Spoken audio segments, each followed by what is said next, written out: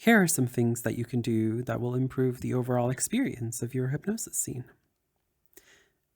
Ensure that you allow for a lot of possibilities to eliminate doubts.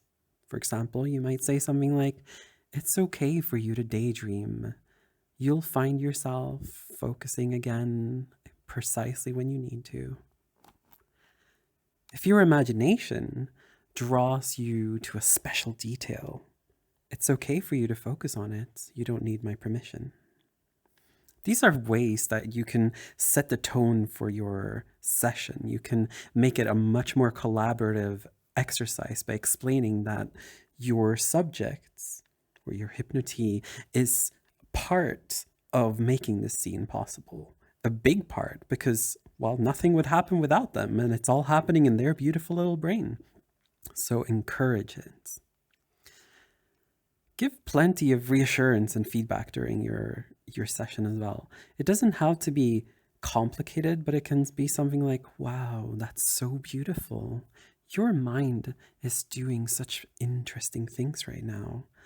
Wow, there's so many beautiful reactions I'm getting out of you." Let them know. Why not just allow them the joy that you are also enjoying and seeing and noticing the things that they're doing? Now, more things that you can do specifically while you're doing a scene, when you have some phenomena that you want to make more intense or stronger or more vivid, more real, is give reasons for why something should be intensifying. Even if the logic is flawed or literally just being magic, like, "I am going to place this magic bracelet on you. And because I put this magic bracelet on you, you can feel my wonderful tickles even stronger." Can be anything, but giving reasons why things should change.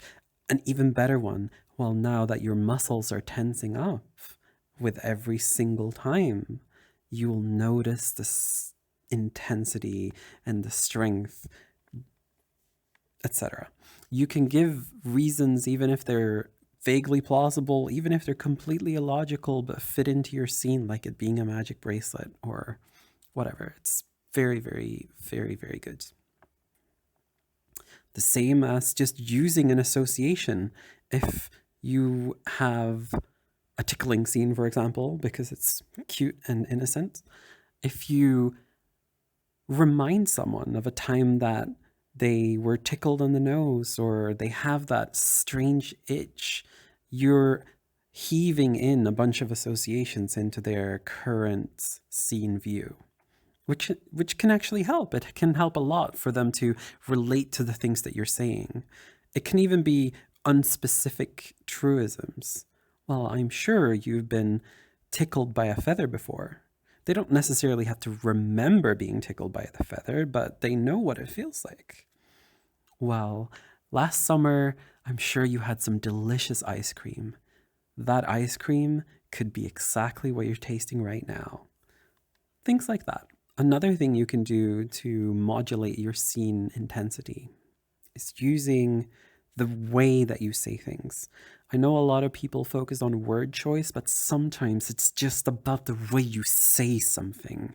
It is about the way that you truly emphasize the weight and big, you can even grit your teeth in an intense scene if you're really, really, carrying something heavy or whatever.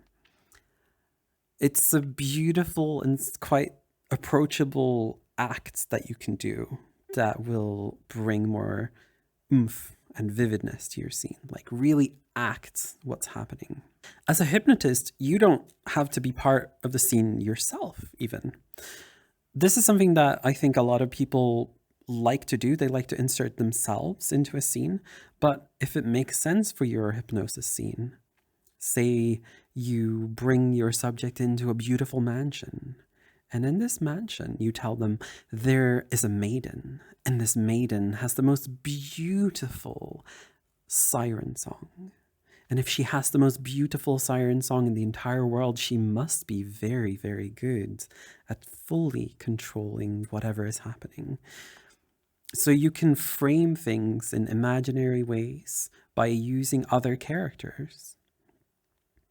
And this can be very, very liberating and very, very fun, and it can expand on things because you don't necessarily have to play yourself. You can play a character, you can play a doctor, you can play the maiden, you can be a crazy beast if you want to. Or, in my case, I'm a succubus librarian. Whatever, it doesn't matter. I can play a character, and this is a great way to also foreshadow things in your scene. Like if you give a character's intro, if you do the exposition about this character, suddenly you're also triggering something called response expectancy when the time is right. If you say that something's going to be really scary, or if you say or explain that this is a really powerful entity, then it will likely be more perceived as such when the time is right. When you facilitate the information required for a scene so that your subject already has it inherently, they have a much quicker and easier way to just like dive into it when it happens. I hope that was helpful, perhaps a little ranty. Let me know how I did. If you have more questions or want me to deep dive on anything, let me know.